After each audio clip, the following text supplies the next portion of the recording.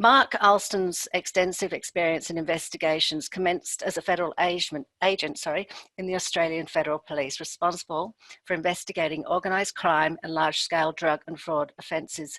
Since then, Mark has worked for a diverse range of organisations, including BHP, Rio Tinto, McMahon Holdings, CQMS Razor, and Mitchell Services, with roles in incident investigations, risk management, safety, and auditing.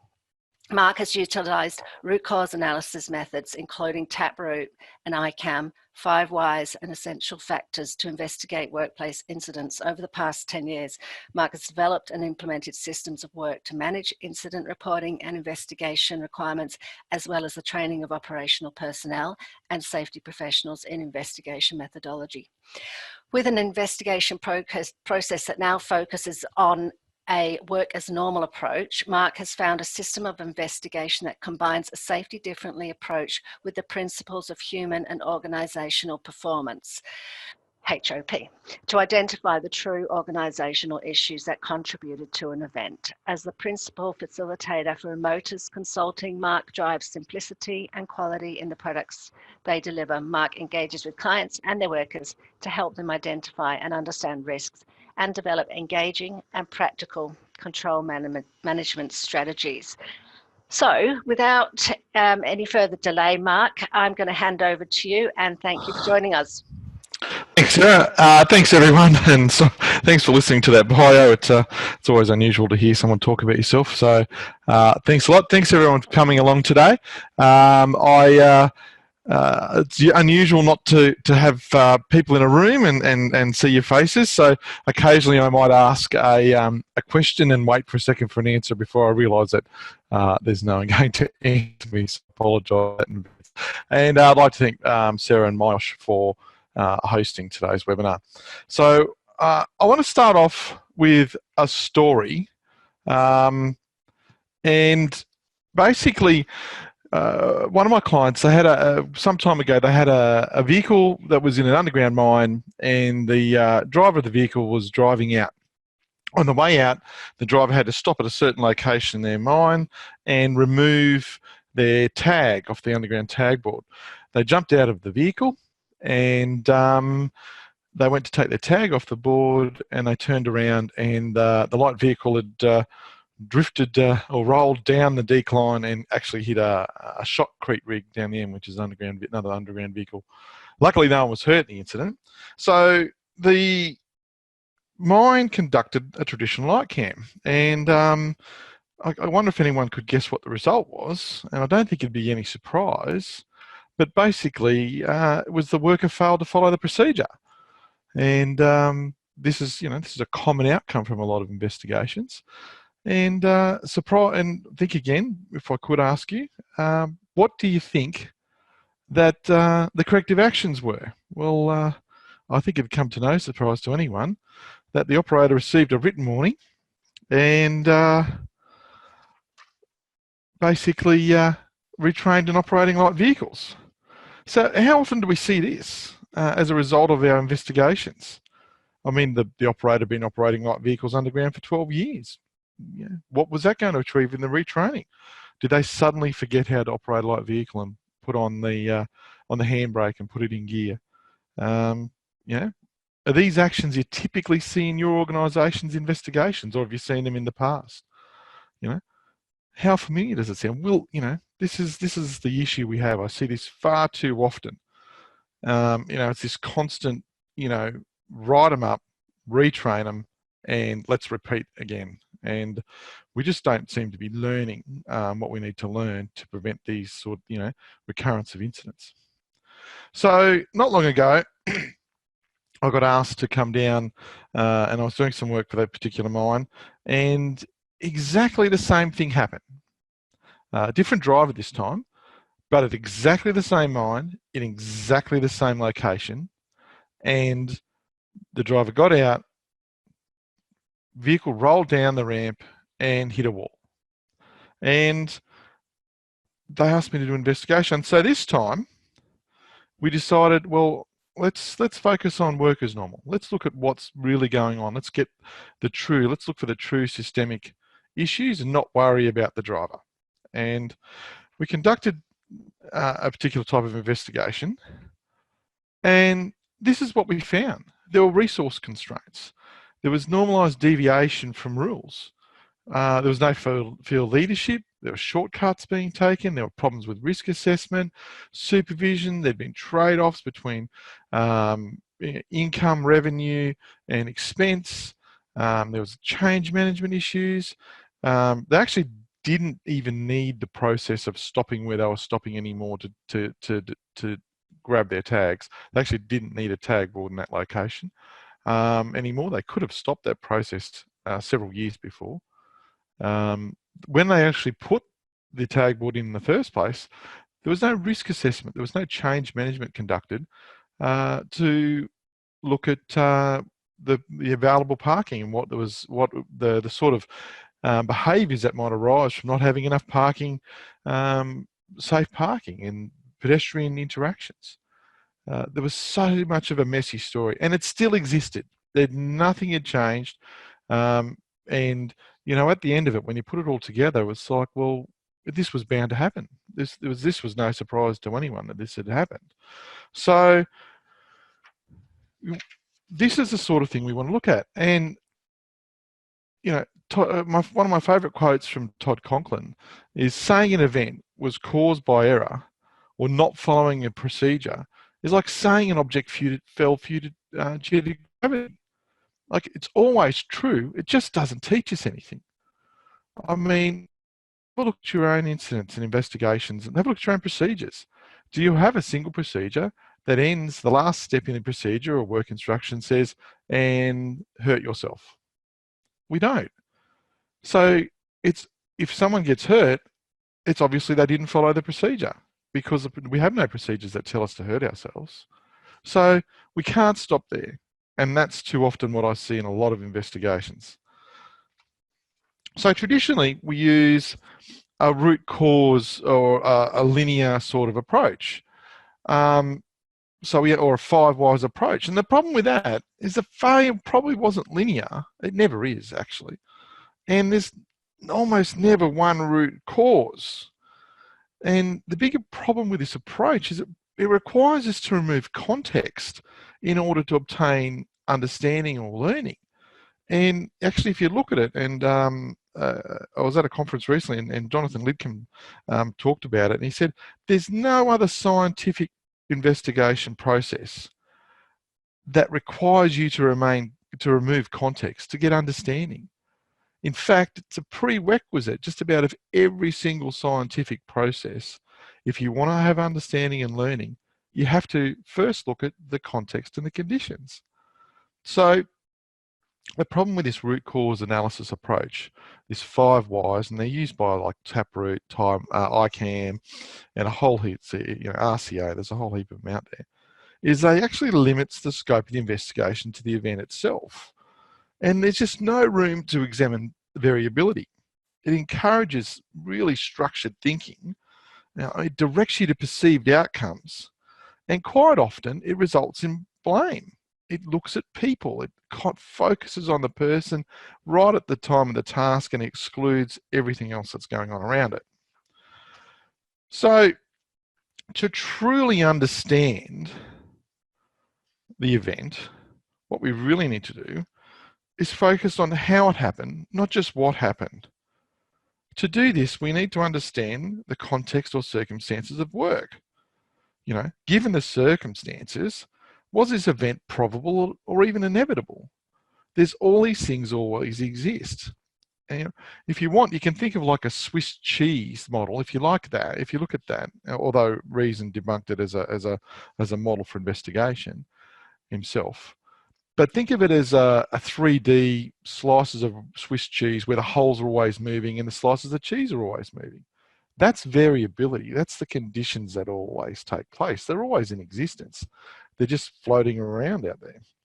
So let's have a look at let's look at work. What is work as normal? What am I talking about there? Well, first of all, we're talking about black line, blue line, and those are familiar with safety too, and safety differently, and the work by Conklin and Edwards and Baker and Hennagel will understand what I'm talking about. But let's look at work as intended. So if we look at a simple timeline, work as intended. We call it the black line, quite often because we call it black line, procedures are written in ink. This is work as intended. These are our procedures, work instructions, our plan, maybe even for the day. Think about it yourselves. You go home at night and you're working, or you've got work the next day, and you have a little idea in your head about what you want to do. You rock up at work the next day. Does that plan even survive opening your emails? It doesn't for me. So it doesn't for our workers either. So what happens is work varies, our plan changes, and we call that the blue line. So we change, we adapt. Humans are complex adaptive beings. So we adapt to all those things that are around us. And they can be things like production pressure, latent conditions, errors, systems, some strengths in our system, weaknesses, fear of reporting, change in plans, forward processes, design shortcomings, trade-offs, the trade, what's the vision and goal of the business, the vision and goal of the person. So we've got goal conflicts. There's always a trade-off between safety and production. Workers are always going to be as safe as they need to be to get the job done until they're not. There's near misses. Just think of basic things like maintenance, breakdowns, missing parts. All these things affect how our workers do the job. And the thing is, our workers are fantastic. They come to work with the intention to do the job. Go home and get paid. But they'll always try and do the job. You give them a job, and whatever resources you give them to do that job, they'll do it. Ask them to build a house with a bucket and a shovel, and they'll build your house with a bucket and a shovel. It might fall down, but they'll still build it. So they're always doing these things. And you notice on this, there's no event. Right? All these things always exist until sometime they don't. And we end up with an event. But all those conditions or that context, that what we like to call the messy story, is always there. It's only when it all aligns or couples together that we actually get an event or a near miss. So the truth is out there. We can get good outcomes from investigations. We just have to be careful how we do it. And gathering the right information is the key. I've reviewed too many investigations where basically the information collected, or if you want, evidence, if you like, was done very haphazardly. A couple of statements, a couple of photographs. Oh, that's enough. We'll grab the procedure, and we'll analyse that, and we'll get our root causes from there. The problem with that is if you get put rubbish into your, it doesn't matter what analysis tool you use, whether you like the approach I'm about to outline today, or you use ICAM, Taproot, RCA, 5Whys, whichever you like. If you don't start with the right information, you're not going to get a good output.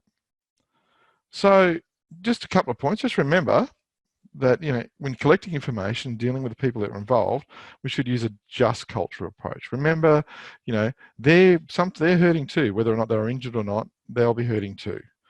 So let's have a look at it. So our traditional timelines are something like this, and you'd all be familiar with this, date, time, worker did, date, time, worker didn't, and date, time, work, equipment did this, worker did this, sequence of events type stuff. And normally we'll put some 5Whys sort of under it, procedure not followed, procedure followed, something broke down. And that's our typical sort of thing. And at the end of the sequence of events, we'll have our, what happened to our worker. For the purposes of the training today, for the webinar today, I haven't, put in the post-event stuff that we'd normally see in a timeline, such as, the emergency response, because it's not part of the investigation. The problem with that is it only focuses on, normally, on the work on the evidence we have, so what the worker did. So it only looks at workers done during the time of the event and the procedures. We don't normally dig any deeper to what happened. So if we want to move past that what we need to do is sort of look at is to examine the event in 3 parts. And we'll look at workers done, which is that sequence of events we just saw then, what actually happened at the time of the event. That's that timeline, and we'll get that from statements and photographs, and if there's a surveyor and maps and all that sort of stuff, and that's very useful. We need to know that. The second thing we always get is that workers intended. So we'll get that, we'll get the procedures, we'll get the work instructions, we'll ask someone to print up the training and the policies and, the pre-start or the take 5 and a JSA and all that sort of stuff. So we'll have that information, and that's important too. But the big gap we normally get is that work is normal. How the work is normally done by the workforce. So we're going to have a look at that, because to understand true systemic issues within your organisation and within this task, we need to examine the context and the conditions of how work is normally completed.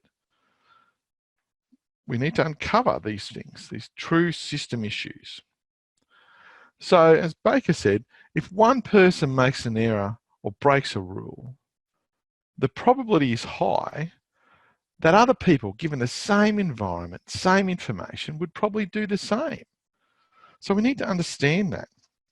So let's have a look at work as normal. What am I talking about? How do we get work as normal?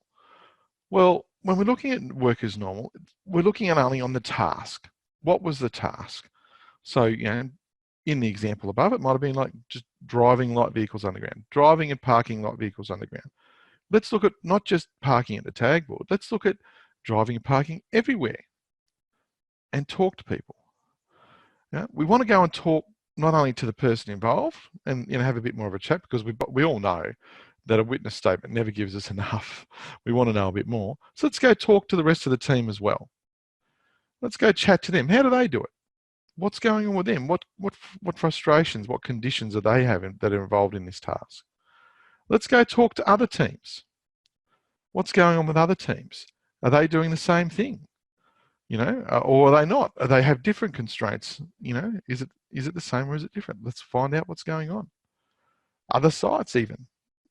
Quite often there's quite a few people I've noticed that have signed up, and there's multiple sites, and they all do the same work at those sites, but they all have their local rationalizations for doing things differently. Let's find out what some of those are. What can we learn from those? Night shift. Night shift's my favorite. How often have you seen an investigation team go and talk to the people on night shift if they weren't involved in an incident? Now, I can say this, and I bet if I had your webcams on, I could see you all. If I was asked you if you've ever heard of the expression, let's do it on night shift, you'd all know what I was talking about. You'd all know why. Because there's less supervision, we can get the job done. Can't get it done on day shift. There's too many obstructions, there's too many constraints, there's too much supervision. Let's go and find what night shift's doing to get this work done. That's what we want to look at. What we're really after is that messy story that I mentioned about of the blue line. The constraints they're after, the frustrations, the differences, the pressures they operate under. We need to understand that if we really want to understand what systemic issues we have within this task. Without going outside the event and looking at one person, we'll never know. We'll only know that one story, and there's many stories we need to know if we want to uncover systemic issues. So this is my issue. I've been around a long time, and I've worked at places, and they've decided to have let's have an investigation. The ICAM will be at 2 o'clock on a Friday afternoon, and you turn up, and the only information is a few statements, some photographs, some procedures, maybe the training. You may or may not have the person involved in the room, more often not. Normally there's no one who does the work in the room. It's a HSEC advisor, it's a supervisor, it's a manager. And that's if you're lucky. Quite often it's the poor HSEC or HSE advisor in a room by themselves, typing it all up and then presenting it to a manager and said, here, I've done the investigation. That's not how it's done. If it was serious enough to warrant an ICAM or similar investigation, surely it's serious enough to do it properly. And I'd suggest if you don't think it is, then you probably might have not classified your investigation correctly. You know, might not be worth doing this sort of investigation. After all, we're all resource poor. These are unexpected events, and we can only, you know, devote so much time to them. And if we're overclassifying, we'll just run out of time. So what do I mean by work as normal is just not collected in a room? Well, you have to get out. You have to get out and about. You have to go into the field and learn. And that requires you to go and have conversations with people. Or, you know, go and talk to people, ask them questions. You know, learning teams are a fantastic way to get work as normal out. You don't even need an event. You can just have a task with a learning team. You know, but learning teams are a fantastic way to work as normal. That trusted environment, engaged, intimate environment where you can learn about work as normal. How about observing some of the work being completed? Jump in a vehicle, jump in a car, put the high vis on, if that's what it is. Go and spend some time. You know, one of the ways you can do it is also looking at some of the records of your field leadership. Examine those. See if there's some patterns there. Previous incidents obviously will give you some record of what's happened in the past. If they've done using this process, you'll get some work as normal. If they're not, you'll get some work as done. And if there's enough of that, it'll give you, you know, it'll start to indicate maybe some of this is normal ways of doing the task. So it's all there. One of the other things you can do, you can use tools such as ICAM, Taproot, Human Factors, but use them as a guide to ask questions, but not frame the investigation. All right. When we're doing this, let's focus on the collection of the context of the work, not just the individual. Ask about the task. What are the constraints? What are the resource, you know, the trade-offs, the frustrations? What about the success? Ask about the success. When this task is going well, what's in place? What are the conditions surrounding this task going well? That'll give you the adverse. Ask those questions, right? You know, you can collect a bit of evidence on the existence of the systems and the discipline they use. Talk to the supervisors. Quite often, the supervisors seem to be ignored in the investigation process. Yet they're probably one of the most important people to talk. They set expectations. They set standards. They own the culture of your organisation. Why do we leave them out? Ask other supervisors. How does their crew normally do it? How does he do it? How do they make sure it gets done how they intend it to be done? Let's do that. At the end of the day, we've got to get this right. One of the things we do is we have a bias. And this quote from Andrea Baker is fantastic. How we viewed the driver affected our questions. Our questions affected our solutions. And our solutions affected the probability of other people being hurt. Our biases can drive the results of an investigation from our first contact with those that are involved. They can limit where we look. If we all automatically think, oh, the driver's at fault, we've already blamed them, you know, and I've heard, I don't know how many times I've heard, oh, what were they thinking? You know, how did they manage to do that? But not in a, but in a judgmental way. You know, using counterfactuals. If only they did this, you know, this gives a bias or a judgment, prejudges the investigation. And the problem with that is that then determines what questions we ask.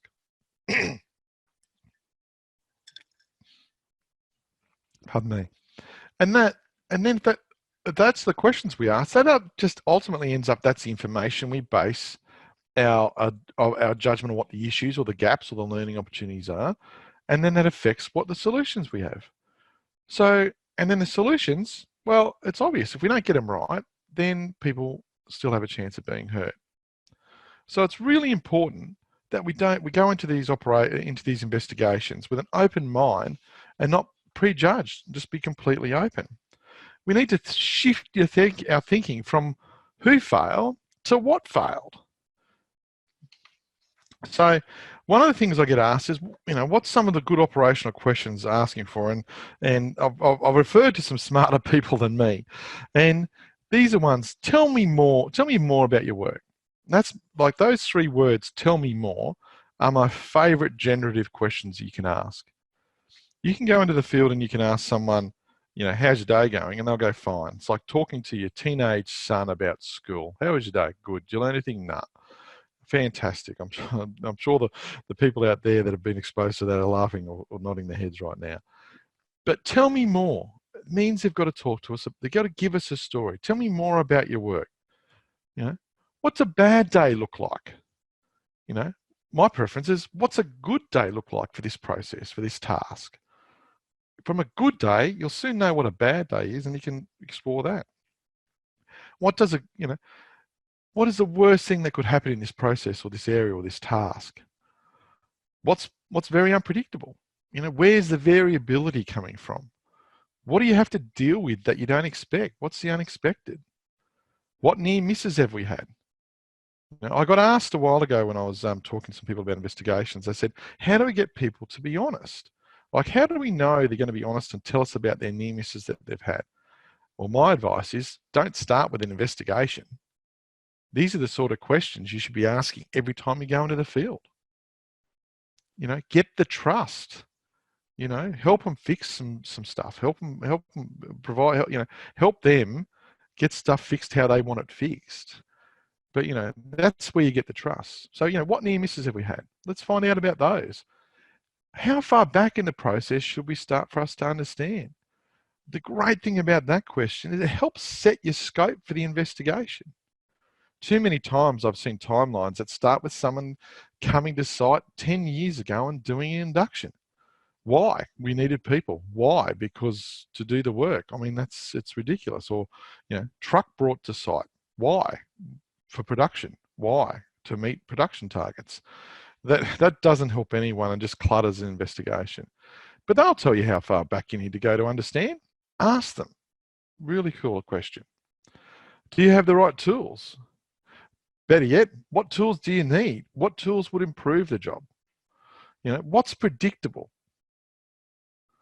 You know, where's it easy to make a mistake? You know, use the analogy, and I've seen it used a heap before. You know, if you're, you know, ask them, if your daughter or your son was to come in here and do this job, what would you make sure that they had covered? What would you make sure they knew? What's the essential pieces of information that they knew so to get the job done and not get hurt or damage anything? What would you tell them? Let's find out those. So these are all about pre-task, you know, the questions we ask just about the task before an event has happened. But then also sometimes we want to ask questions about after the event, and that's important too. So at the time, ask the people involved, what did you hear, think? What else should I know? Was there anything different before or at the time of the event? You know, let's find out what the differences were. Sometimes there might be a different condition in there that we hadn't, that's not part of normal work. We need to find out what that is.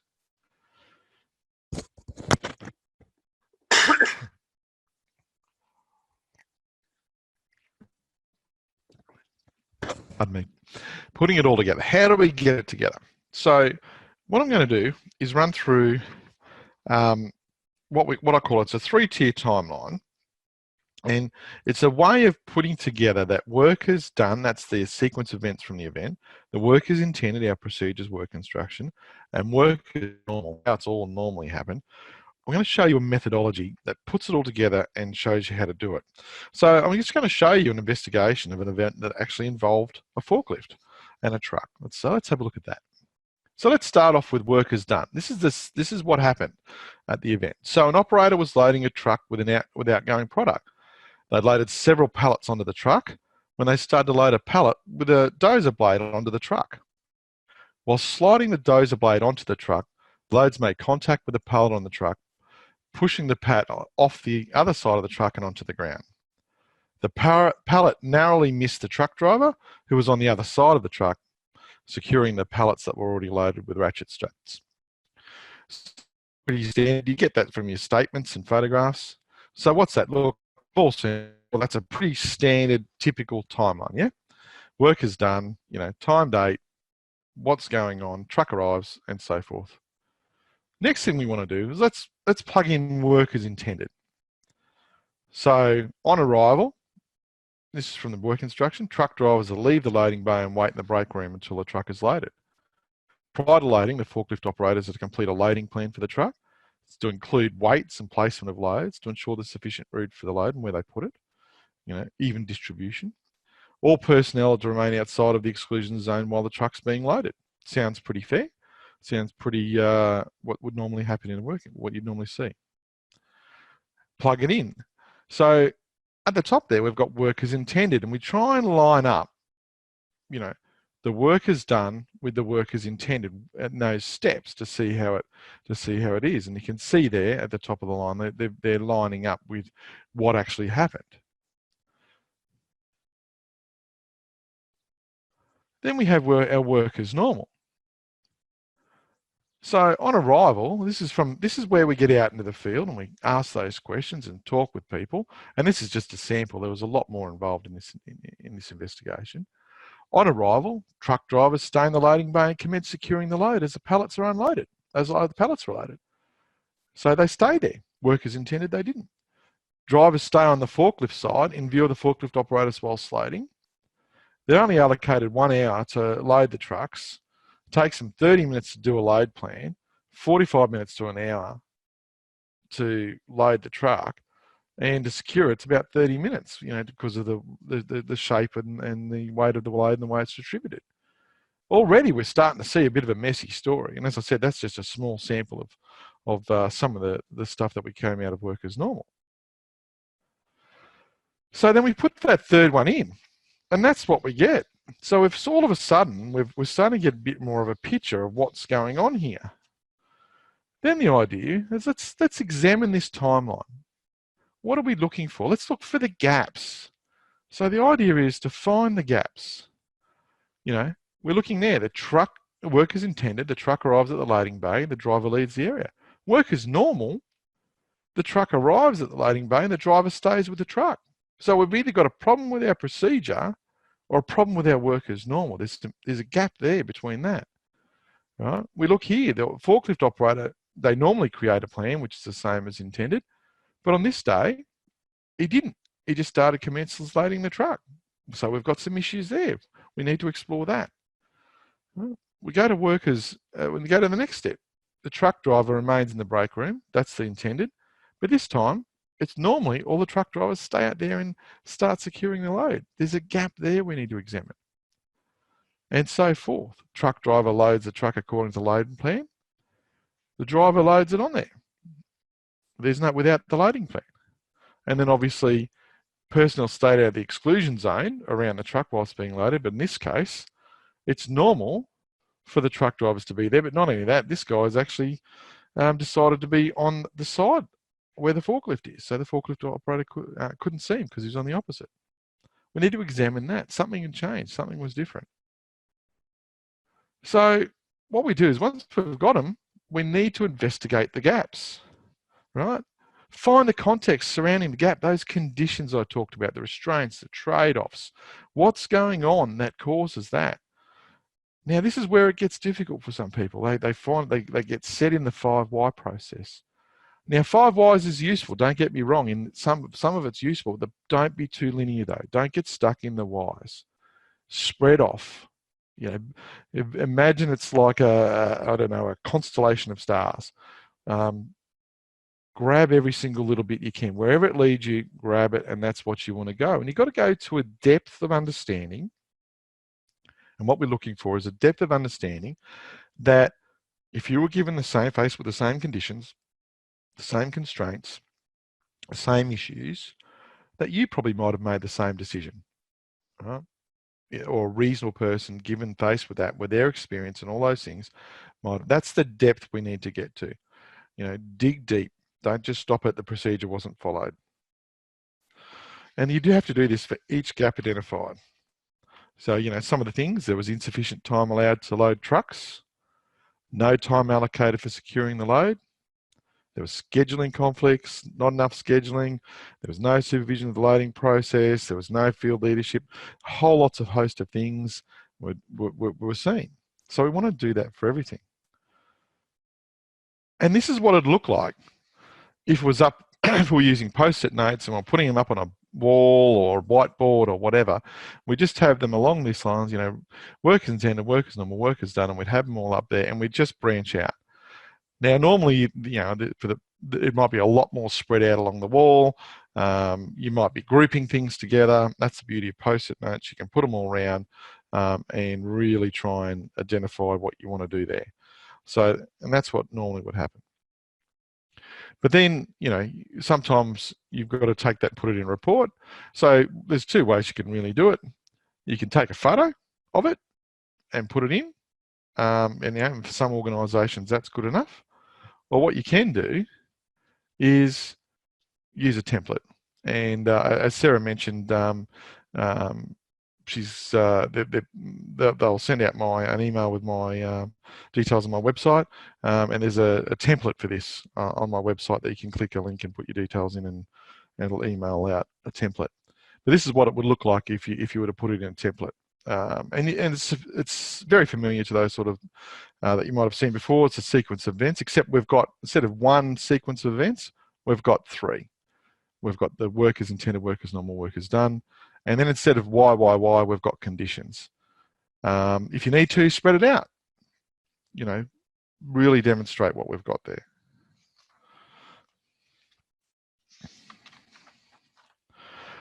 And now I get asked the question about, what do we fix? So the idea is, so let's pick out those conditions that we need to fix and then fix them. So, but how do we prioritize those we want to fix? Because, you know, I've seen, the ICAM, absent failed offences, organisational issues or organisational factors. Taproot's got contributing factors and root causes, root cause analysis, straight root causes, and all very subjective, which was the most important thing to fix. So what's a good way of determining what we fix? So remember, we're focused on the task. If we fix the conditions surrounding the task, we generally should prevent that incident from recurring based on the conditions we've fixed again from that task. Now, it might occur from other conditions, but it shouldn't reoccur from the conditions we've identified during the investigation. So how do you do it? So focus on those organisational issues surrounding the task. Don't concentrate on the person. Concentrate on those organisational issues which surround the task. Prioritise your action based on risk to your business, to your organisation. Right? Get out your risk matrix, risk assess the issue, and go, right, what's the likelihood? What's the potential consequence likelihood? And those that have got higher risk for the business, fix those first. I think that's a far more scientific way of doing it and practical, logical way of doing it than just subjective. This is more important than another. Make sure your actions are reasonably practicable. Like it's a term that gets thrown around all around, especially in Australia, that reasonably practical, but they have to reflect the risks of the issue identified. Will they actually fix the issue you've done? I'm sorry, and we've all seen it. Toolbox talks don't prevent incidents recurring.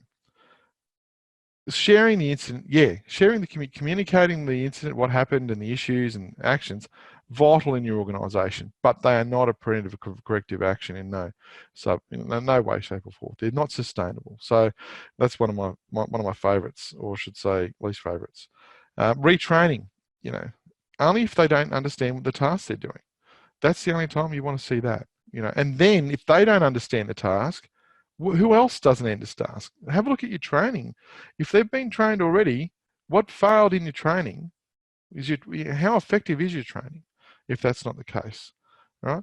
So reflect on the risk of the issue and be reasonably practical. Make sure they're going to be effective. And look, there's a dozen models out there for everything from, SMART and SMARTER and all those other ones. Have a look at them. They're quite good. I didn't go into any depth with those here, but all I'm saying is make sure they're practical, make sure they're achievable, and make sure they address the issue and not just be some sort of lip service. Don't fall into the trap of being compelled to do something for the sake of doing something. It doesn't achieve anything, and all it does is distance your workforce. And don't forget, test the actions. Will they prevent the event recurring? Go back review your actions. Go back in 3 months, talk to the people who do the work. And that's probably one of the most important things I can say about your actions. Before you sign off them, go back to the people completing the work as normal and say, if we change this, if we do this, or better yet, ask them before you do it. Say, we identified these issues, and they'll probably go, oh, wow, thanks, Captain Hindsight or Captain Obvious. We've known about that for ages. Ask them how they would fix it. And then if they don't have any ideas, then test your actions with them. What if we did this? Will it work? Get their sign off. There's no point in putting actions into place that won't work for them, because they just won't do it. So the one thing I like about this model is that you can stop there, right? You can stop there. That's a way for organisations can do this. This is what we found. These are the gaps. These are the issues. Write your report, and you can actually just stop there. You don't have to go any further. But there's some organisations. There's a lot out there using different methods, such as Taproot and ICAM and 5Whys and Fishbones and all the rest of it. You can actually plug that data into those timelines, into those sequence events. You can plug those in and still pull out, if you need to. You can still pull out your ICAM book, flip to page 67 and go A1, B1, poor hazard identification if you really need to classify. And that's fine. It works as well, and that's where a lot of organisations are, and it worked well from the past, and that's fine too. So, but you don't have to. But if you need to, you can plug this sequence of events and the conditions that come out of it into any of these models, and it will still work. That's that, and just highlight the issues. And look, just to sort of wrap it up, just a few top hits. Gaps will often have multiple paths. Follow each path. Like, don't be linear. I probably shouldn't have wrote path there on the slide. I probably should have let it take you where it, just let it take you where it goes. Look at the circumstances, the conditions. Look for good outcomes. Oh, I would love to see more investigation reports and reviews where things went right. A client of mine not long ago had a vehicle rollover, and one of the great things they'd really put in they've really embraced the HOP principles of no blame and error is normal, and they put in there about how they'd failed safely. They had a vehicle rollover at light speed, and there was a minor injury, but they put in there that it could have been worse, but their critical controls worked. They were in a car that was well maintained and good for the task, and everyone was wearing a seatbelt. So they were wearing seatbelts, so no one got more seriously hurt. So they promoted the success of what went right. I'd love to see that more. That was fantastic. And just don't be restricted to a pre-formatted template. If it doesn't fit, change it. Yep. So that pretty much wraps up my presentation for today. Thank you very much. Yeah, we'll go over, I think, to Sarah. Thank you, Mark. The first question we've got is from Sumit, and I think it refers to one of your earlier slides. He says, in the blue and black line slide, was the blue line normalized deviation, or is it a stage before? Yeah, I'm not sure what you mean. The blue line is, it is normalized. It's a normalized deviation. This is all, it's just normal work. People are complex adaptive beings. They're very adaptive, humans. So they will always look to vary the work to make it work. Okay. Yep, I hope that helps. Mohammed asks, how much of work as normal should be documented? Should this be the norm of doing the work? Well, it's two questions really there.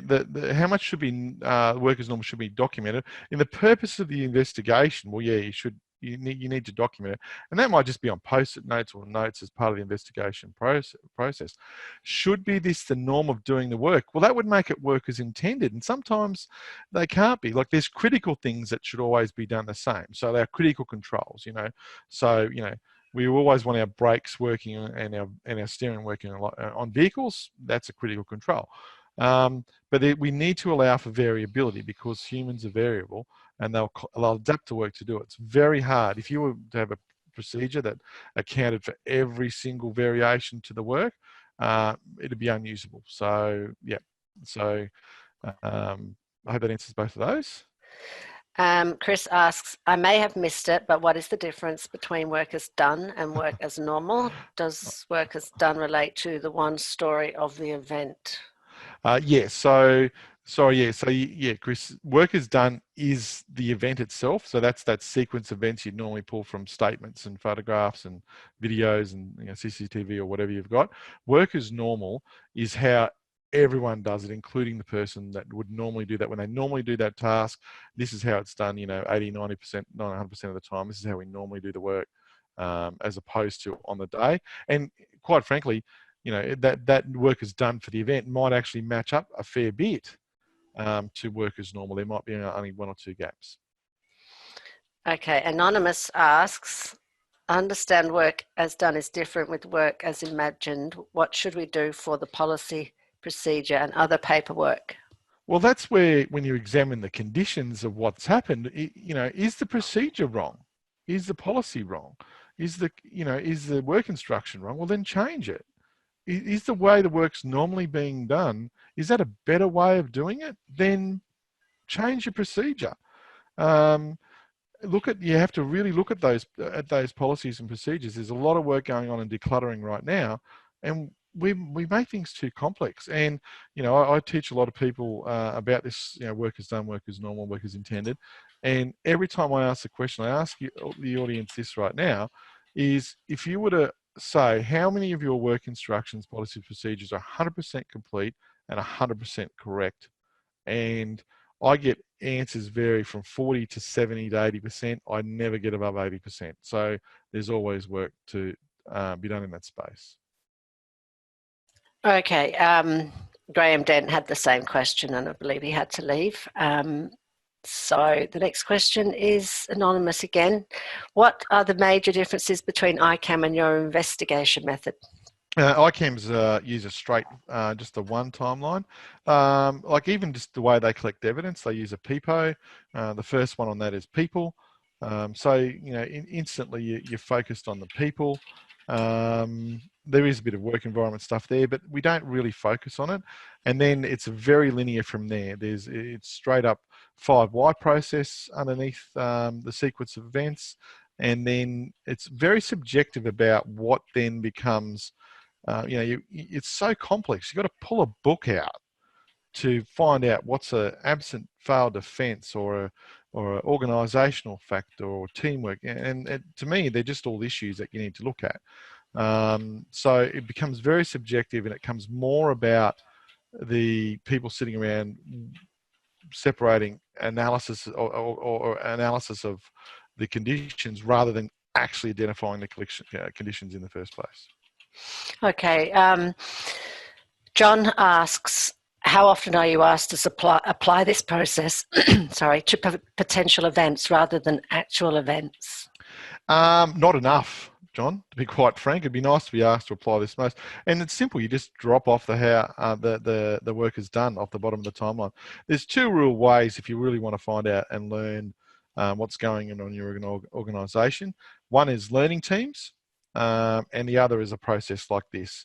But unless you're pulling people in and asking them how work is normally done, you're not going to find it. But yeah, this methodology, and look, Taproot and ICAM both talk about the same thing.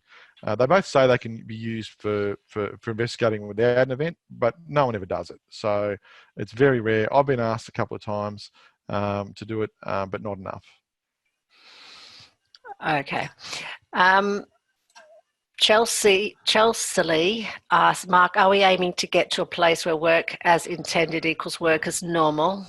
Probably not. I don't think we can, to be quite frank. I think we need to in certain areas. So as I mentioned before, we need to identify, there are some things, and as a workplace, we need to stipulate, like, our critical controls. So in our fatal risk space, yes, work as intended and work as normal must be the same. And if they're not, we need to find out why and make sure our workers are protected and our critical controls are effective. And if they're not, and that part of the black line, that part of work as intended, that should be where, you know, we can't as an organisation accept deviation. Outside of that, then yeah, we have to allow our work as intended needs to allow for variation. Now, you know, discussions I've had with a lot of people is, what does it look like? Do we make work as intended more broad? Or maybe we give people a framework to operate in. So maybe our work is intended. Maybe we need to rethink about work as intended and not be so linear, and maybe give people a framework to operate. So people can quite often, you know, you know, with dealing with lots of people, you can have three people doing the same job. They all do it differently, but they also get the same outcome. But they're all just as safe, just as efficient, and they can all do it differently. We need to allow for that. Okay, thank you. Mark, we have about 8 or 9 more questions. So Okay. Are you okay with that? Yeah, no, that's fine. Okay. Anonymous has asked, what methodology have you mostly used during your profound investigation career? That's thanks, Anonymous. Look, it's been a mixture of Taproot and ICAM have been the two most, and yeah, a bit of root cause, a bit of fishbone. So a lot of that's probably been in my non-police career. In my police career, we had other methods of investigation that we're trained in. Do you believe in different levels of incidents requiring different levels / depths of investigation? If we were to investigate all incidents to this degree, we would need to hire another person. That's from Jen. Fantastic question, Jen, and you're 100% right. My answer to that is no. A good investigation process will have an escalation matrix or something like that, or a TARP that says, depending upon risk to the business or potential risk to the business, is where is the depth of your investigation. Some things can be quite simple and can be closed out in an afternoon with talking to a few people.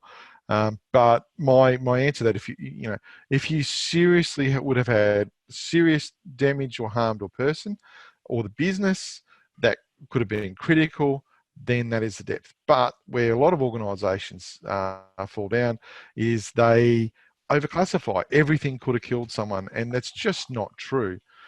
Just not true. So the key is, especially your potential near misses. So if you've actually hurt someone seriously, obviously yes, but your potential near misses, and this is where I said to find it, make sure there's actual credible evidence or credible information that you almost did kill someone, except for maybe one tiny little thing, and then go in there. If not, there's no need to go to this depth, but you should always be looking at work as normal.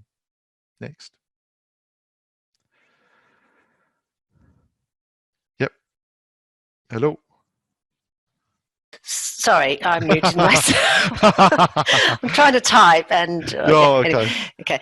John asks, can you use comments from workers as statements? Do you take it as true, or would you filter it? What if someone lies to get what they want? This is quite restrictive in the event of an incident occurring in a small team environment. The answer to that is no. Statements are useful for giving you an idea of what might have happened. I would never conduct an investigation without talking to all the people involved, and also obviously from today the work is normal. So yeah, no, the statements, I'm yet to see a well enough written statement that I could actually base an investigation off. You really need to talk to them. Faizan asks, question from New Zealand, when is the best time to do PIPO analysis during investigation? Faizan, never.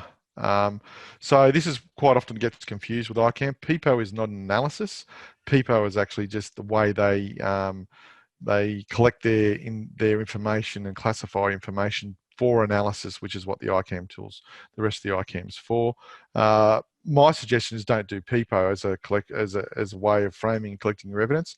My suggestion would be go back to the workers done, workers intended, workers normal, and classify and collect your evidence that way. That's what I would do. Right, I'm not sure I get this one, but you might. Anonymous says, I do not agree anymore. I can focus on people, environment, equipment, process, and organisation, not only people. Yeah, that's there again. That's that PIPO. Yeah, it's well intended, but it doesn't work. I've yet to see it work well. All right, this is quite a long one from Adam. A good ICAM was meant, meant to look at conditions and circumstances around the job, in brackets, events, conditions chart, what was meant to happen and what actually happens, the gaps between the two, gap analysis, organisational factors. Do you think there's an issue with ICAM training, follow-up, coaching and execution? It seems people like to do the course and are there chucked in the deep end without a good understanding of the model and processes. Yep. No, look, I agree. I agree with that, Adam. In a way, I think people are chucked in at the deep end. Firstly, I'll address the second part first. Yeah, I've seen too often where people are trained in, I'm trained in ICAM. I mean, you can even do the course online. I think I did it once, took me about an hour. And then they're an ICAM facilitator. The problem with that is it's like anything. If you do not practice this and you do not do it all the time, you get rusty and you don't know how to do it well. The other issue is that it just keeps focusing in on what happened at the time of the event, not how the task is generally undertaken. So you might pull out one or two organisational factors that happened during the event. The problem is you miss all the organisational factors that still exist all the time. You might just get the one or two that happened for that one event at that time.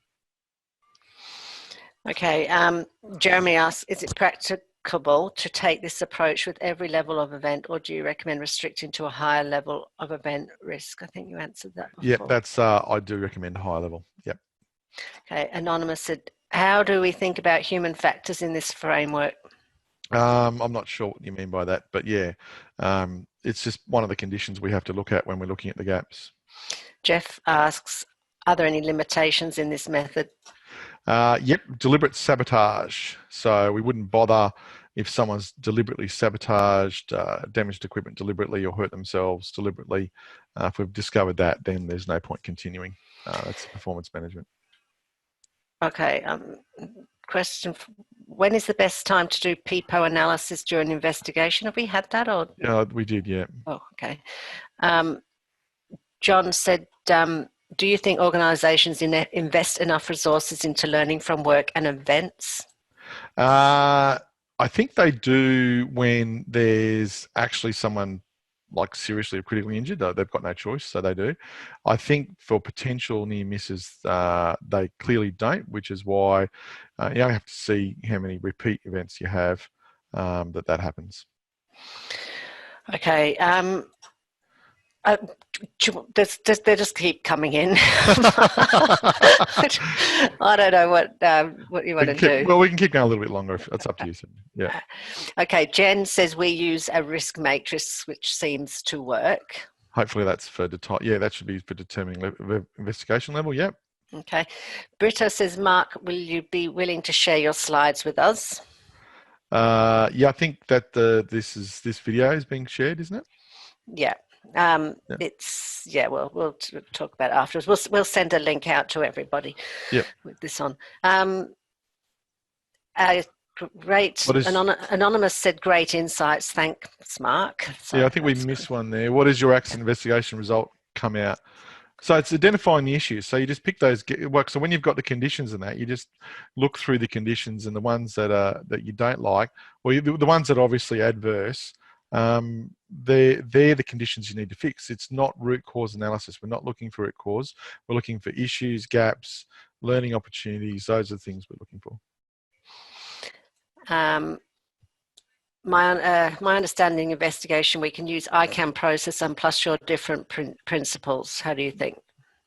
Yep, as I put at the end there, yeah, you can just plug it into your model. You can just plug, all you simply do, and there are other organisations doing this right now, large organisations doing this right now, who just plug it into their model and then they just do the ICAM analysis off the back of that. All right. Anonymous says, when is the most appropriate to ask questions? Always. Before the event happens, preferably. should be out there. But yeah, as soon as possible. But yeah, but you should be, if you want to gain people's trust and insight, ask the questions before an event. Okay. Rachel is just a big fan. Thanks, Rachel. Safe says, how to change organisational culture from blaming to accepting errors are normal. Suggest you have a look at some work there, Safety Different, Just Culture, you know, go online, listen to Todd Conklin, look at the HOP principles, the 5 HOP principles: error is normal, blame fixes nothing, systems drive behaviour, learning is vital, and response matters. Look for human organisational performance. Todd Conklin's got some great podcasts on it. Okay, and I was just also asking people who involved in the incidents operational learning questions as soon as possible upon the incident happening. Yep, but just not them. Everyone that does the task. Stop. Focus on the task, not on the event. Right. Gary says, you make a very valid point about people doing a course and they're not getting the experience using the tools. How do we as a profession facilitate this? Stop giving people who don't facilitate often the tools to do it. Like to do an investigation properly, it's not a one-off. Like you need experienced people to do an investigation. Okay, Wahid said, isn't it better to use this methodology before incidents happen? Yes, fantastic. Would love to see more of it. Yeah. What's the difference between HOP and safety too? Wow.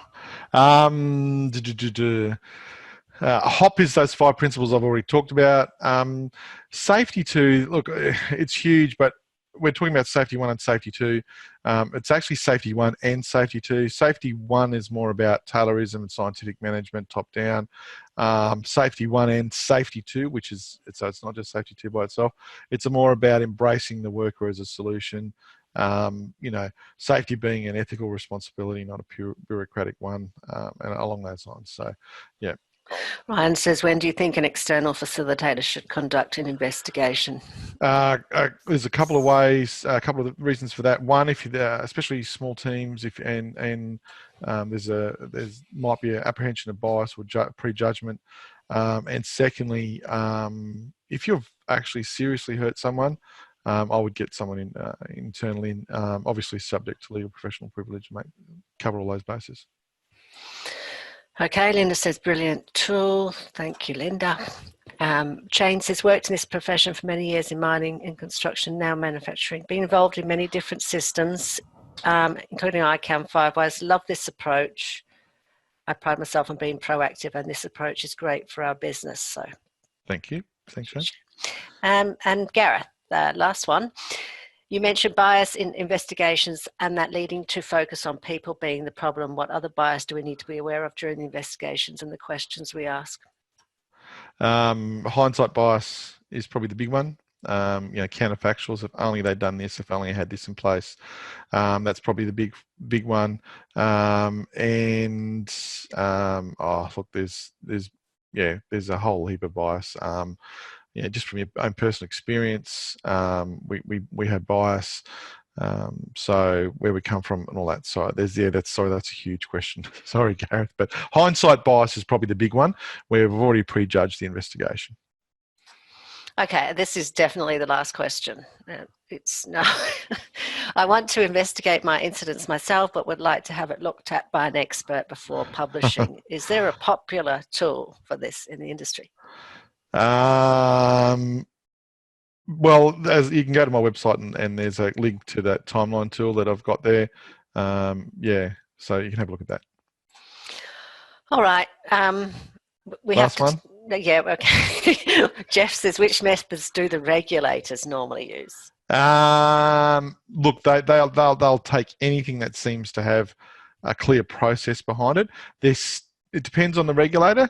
Some of them are a little bit uncomfortable. Like learning teams by themselves are a fantastic way to investigate what's going on, but it's extremely new. So there's still some learning and familiarisation with regulators by there. But anything with a sequence of events and identifying those, they're happy to use those. So, they've seen them all. So, because businesses don't use more than one. So, the popular ones, the ones that are out there, ICAM, Timeline, 5Wise, they're all out there. Okay, right. Well, I think that's a wrap. As I said earlier, there's an email coming out now with the link to Mark's email address and his website. And I would like to really thank Mark. That was really good. I think there's a lot of good feedback coming in the chat as well. No worries. Appreciate that. Appreciate all the questions. And feel free to connect with me on LinkedIn, send me any more questions or messages. Quite happy for that. And thanks for all the positive comments. I appreciate it too. And thanks for MyOsh for hosting us today. Thank you. All right, everybody have a great weekend. Any questions, email either of us. Thank you. Bye. Thank you. Bye. MyOsh is a cloud-based workplace health and safety platform that works with you and your team to improve workplace health, safety, and quality. Over 50 configurable models integrate to collect HSEQ data. Modules are used to manage hazards, investigate incidents, manage risk, conduct audits, and much more. Our mobile app is used for fast data capture in the field, online or offline. Features include QR code scanning, digital signatures, geolocations and geofencing, PDF export, and much more. You can configure mobile forms, visibility, and functionality in your administration panel. The MyOsh dashboard provides powerful organizational insight by transforming your HSEQ data into intelligent visual charts, maps, and tables. Up-to-date data is derived from modules and displayed in an interactive visual format, configured specifically for you and your team. MyOsh is built on the Viking Pass, a super configurable platform with powerful capabilities.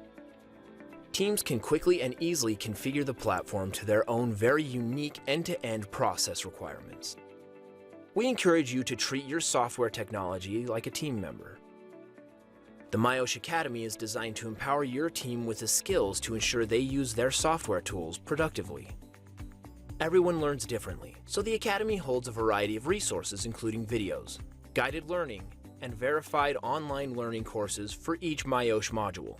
Your investment in MyOsh helps you and your team manage risk, compliance, and improve workplace health and safety.